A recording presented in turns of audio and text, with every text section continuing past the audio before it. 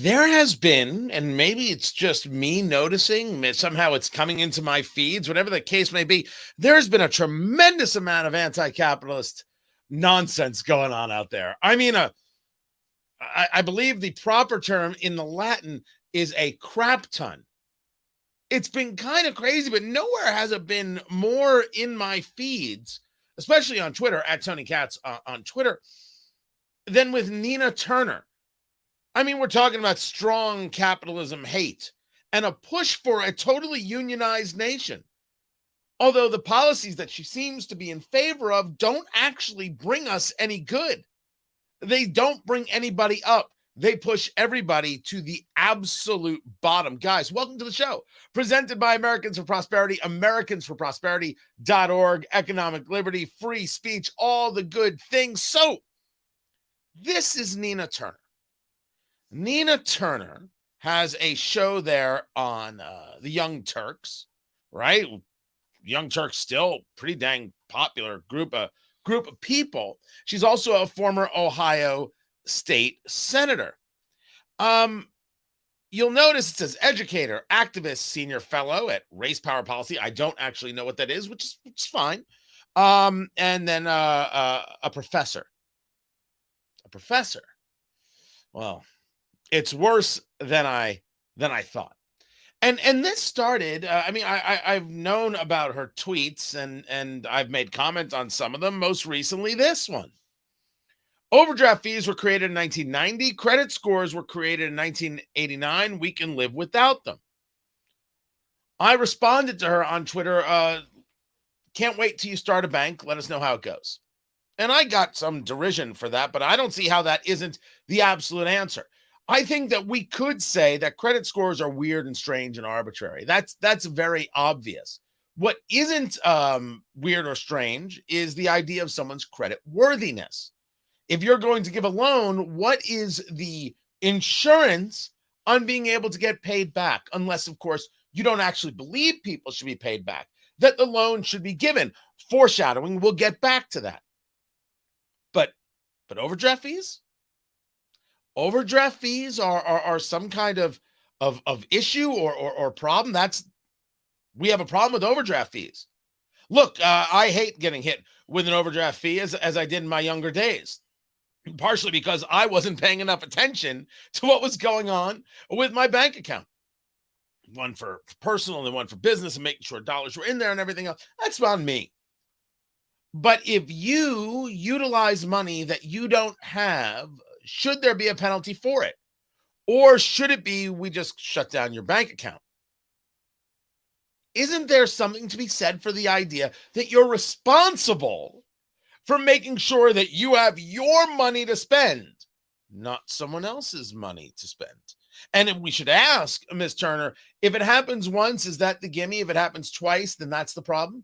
Or how many gimmies does one have? And what kind of overdrafts are we talking about here? Or should we say that the bank shouldn't be allowed to have a moment where you overdraft, which means you don't buy the thing at all? Is that better? Is that what you want? I'm asking because I don't actually know what it is that she wants here. I'm not sure what she's saying. The line itself is very strange. We can live without them. You see that at the bottom right there. We can live without them. Maybe we can. But I think the bigger question is, what is it that you're saying by saying this? What is it that you believe when you say we can live without them? I'd rather not have an overdraft fee. I'd rather, not have to worry about having solid credit, right? Whatever. But isn't there a real world application of what happens when you don't have credit worthiness? Isn't that something we should want to strive for? Now, I know that people say, well, the answer is community banks and more community banking. If you want to open a bank in an area that doesn't have banks and you want to give loans on business ideas or that are questionable, or to people who don't have the best credit, I'm not going to tell you no. How else do you build up credit? That's a fine, logical argument.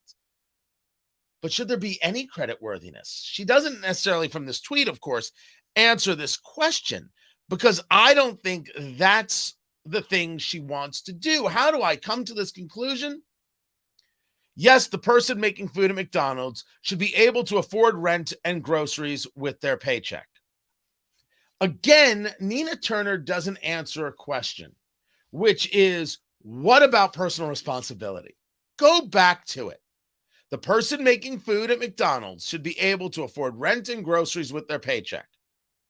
Where? Are we talking about affording things in Indianapolis, Indiana, my beloved Indianapolis? Or are we talking about affording things in Manhattan? Or San Francisco? Or Los Angeles? Or Washington, D.C.? Or Atlanta? Where are we discussing this going into effect, that the person should be able to afford rent, should be able to afford groceries? I want them to, but is it possible that that job simply doesn't pay that in certain areas, maybe in many areas? So is she advocating that somehow there should be such a thing as the living wage? By the way, spoiler alert, she does, which puts you into the understanding of what she's all about. She isn't about the market and market forces. She's about what she thinks is good and decent. But go back to the tweet. Rent and groceries. Well, what are the people buying? Are they buying ramen, mac and cheese, or are they buying Wagyu? You said groceries. What exactly do you mean by that? And if that's the case, how would you ensure that they were buying the groceries you deemed acceptable, decent, good, worthy? Everything she now gets into leads to a place of government control. Go back to it. She says she wants to do away with overdraft fees and credit scores. We can live without them. That means that the bank shouldn't actually check credit worthiness. That only happens if the government says you have to give the loan. Well, the loan doesn't get paid back. What do we do? Well, then the government says, well, we'll cover the loan. Well, how in the world are you going to cover the loan? Well, they're going to tax you, me, and we. And they're going to tax those people in other ways. The same people who aren't paying the loan are going to end up paying for their loan in different ways. But somehow the loan that they got will be forgiven because other people will be picking up the bulk of the bill. This is what she's advocating for. I ask you, what's better, her system or capitalism? I didn't say capitalism was perfect. I said it's better than what she has got presented. I happen to be a fan of capitalism. I think it works. I think the market is the way to go. When she says this right here, the person making food at McDonald's should be able to afford rent and groceries with their paycheck. What is it that she's arguing? She's arguing that the government should set certain mandates. A mandate for what the person should get paid, and a mandate for what the rent should be, and a mandate for what the groceries should cost, if not free. Or she's actually saying that there should be a specific set of rules about what it is you can buy and should buy, for your health. Which is odd because McDonald's sells burgers, but these are the same types of people based on their commentaries that say you shouldn't eat meat. So I don't know how that's all going to work out. But that's just the beginning. Let's go to this. $25 an hour minimum wage, $2,000 a month recurring checks, unions for all workers. Did you have to ask any more questions as to what Nina Turner's all about? And what kind of world she wants to see for the United States? Well, it's a bad one. It's a bad one. Let's start with the basics. $25 an hour minimum wage. Do you remember? It wasn't too long ago. It was the fight for $15 an hour minimum wage. That's a living wage. We all knew that was a bunch of crap.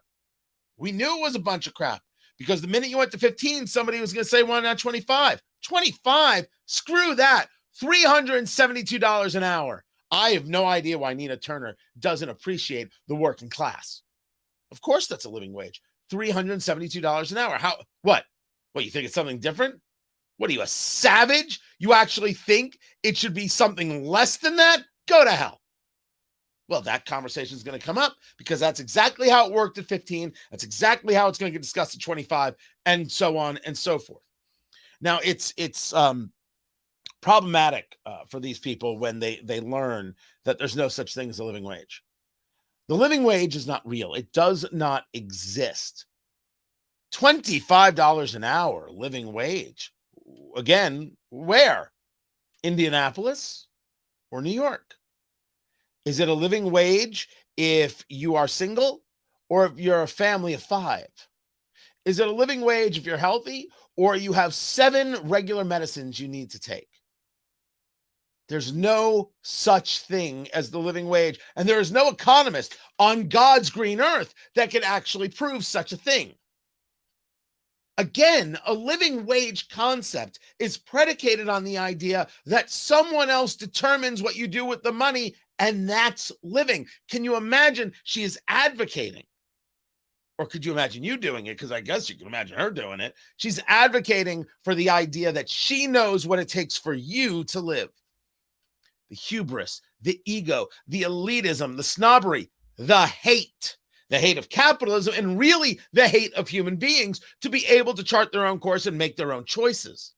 She opposes making your own choice. Let's go back to the minimum wage concept. Now, it's Milton Friedman who explains this extremely well. That one of the things that the minimum wage does that is so problematic is that the minimum wage prevents people from negotiating in their own interest. Now, in the conversations that I've seen from him, and you can find them on video services, Rumble may very well have them. He was referring to Black Americans, and he said it was one of the more oppressive things you could do. But let's extrapolate it out a little bit and talk about people who don't have skills, right? Black, white, Asian, Hispanic, whatever the case may be. If I say that I'm forced to pay an employee $15 an hour, I now have to be rather selective in who I pick, because I need to pick people who have, well, skills, people who can, for $15 an hour, generate $16 worth of value. The socialist, which it's clear that Nina Turner falls into that category, doesn't believe this or accept this. And I know what you're going to say. Socialists are fine with that. No, not really, based on their own conversations. If I pay someone $15 an hour, I have to generate $16 worth of value each hour from that person. Otherwise, what was the point? If I pay $15 to generate $15, I, as the owner, didn't get anything out of my investment. I got back my investment, a zero-sum gain. You can't build a business that way. And yes, indeed, the business has to be able to build in order to keep all those people employed.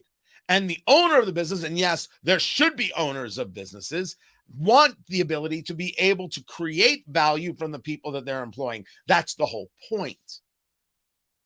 But if you tell me I have to pay $15 an hour, and you don't have $15 an hour skills, I can't hire you. That's a rational understanding of the situation. I cannot hire you. You also can't say to me, well, you know what? I'm young. I want to learn. I'm hungry. I'll do it for $8 an hour. I might see that you're young and hungry, but I'm not allowed, based on the law, government force, to say to you, I'll pay you $8 an hour, work for 6 months, get the skills, we'll see where we go from there. Neither one of us can negotiate to create an opportunity for you, the potential employee, to learn skills and then grow, because we've been told by government that this is the threshold, and you as a person, as a human being, as an American citizen, can't negotiate on your own behalf. You're told by government what has to happen. So what happens? Kiosks. Places where people walk in and punch in their order, and less people are needed. Technology replaces the people, and that's the end of the ball game. Thus, more people don't have jobs or can't find jobs and will never have the opportunity to gain the skills, to grow better skills, to grow better opportunities at better jobs, higher paying jobs, for example. The minimum wage prevents people from being able to negotiate in their best interest, both the employee and the employer. It sucks. It's a bad way to think about the system. But government decides that you can't do it on your own. Government works in this capacity to call you a child, to keep you an infant. Don't worry, we'll take care of you. It's ugly. It's gross. It is obscene. And it is what Nina Turner wants, along with the $2,000 a month recurring checks. Where the hell is that coming from? Where does that money come from? Oh, well, Tony, there's plenty of rich people in America. If you took all the wealth from all the people in the country, I don't think you pay off the debt. And then what do you do next month?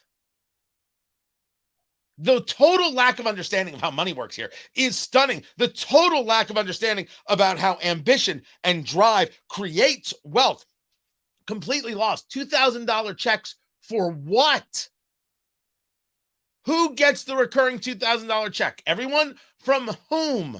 Where does the money come from? It has to be generated. If you're getting $2,000 a month, I ask you, how many people are going to be interested in generating anything? My father, for years, has been saying this. So when I tell you I've had years and decades of this line, man, ahead of his time. If there's a society of 100 people and 50 people work at the hospital and 50 people are in the hospital, who pays the electric bill next month? That is a weird thing to hear, to grow up with when you're 10. Okay, I grew up differently than other people, admittedly. But isn't that exactly the point? If you don't have people out there creating, building, working, being employed, you just send them $2,000, where does the next $2,000 check come from? Nina Turner has, I would assume, no answer for this or no caring for this. And I say that because look at the glibness for this, from this. And then unions for all workers. Man, it's a love of unions. She's super crazy about unions. How do I know? That's how I know, people. Due to a national strike, the Eiffel Tower is closed today. And what does she write up top? America, we have some work to do. Let's organize. She's glad that the Eiffel Tower was closed. She's glad that the union shut it down. So not only does she believe in people getting paid for doing nothing, she believes that the employees should be able to shut down the employer. So not only does she want the free dollar, which is a power a dynamic conversation, right? It's classic in its Marxism, from each according to their measure, to each according to their need, right? My paraphrase is basically right. She also wants the power to be able to shut down the employer because the employer needs to know their place. If the employer needs to know their place, what exactly is the impetus to become an employer? So less and less people become employers. What happens at that moment? How does anybody get the $2,000 a month if the $2,000 is not created, generated? It just comes off of the printing press. We've seen what happens in that case. It's like nobody ever heard of the Weimar Republic. It simply cannot work. It cannot work. But yet Nina Turner is overjoyed by this idea. You know, it's funny when she put this out, I had tweeted a response to it, and I said, start a business and best of luck. I mean, I'm saying that now, but it was basically go start a business. Can't wait to see how it works out. And someone said to me, well, how many businesses have you started? What? First, that's not even remotely the issue, although I have started businesses and I've had failures and I've had successes. But I'm not the one advocating for $25 an hour and $2,000 a month recurring checks. She should go about doing the thing that she wants the rest of us to live by, and then we can all watch and see how it works. And if it works, will you be like, son of a gun, Nina Turner made it work. Everybody should do this. But Nina Turner doesn't want to do that. She wants you to do that. One of the great evils of those people who oppose capitalism is that they want you to live by their fantasy. They want you to live under their pain, under their rule. This is real hatred. Instead of going out and starting this on her own, doing it like she should start the bank, she says, no, other people should have to do what I want. That is hate. Right? It's hate of capitalism, but really it's hate of the individual. It's the hate of people. It's the hate of those who want to create and innovate. It's the hate of people in terms of why should they have to negotiate and humiliate themselves by doing so. You know, I say this about the wage gap. If a man and a woman go out for a job and you are able to, you say, okay, here's what they're offering, but here's what I want. Were they somehow different in the negotiation? Well, if you argue they'll only pay women this, well, you would be right there. There could be an issue there. But if person A, a woman negotiates to X, and person Y, a man negotiates to X plus 10%, I don't see why that's a problem. There are plenty of people who've negotiated better than I do. There are plenty of women out there who make more money than I do. For example, everybody on The View. And trust me, it's wicked upsetting.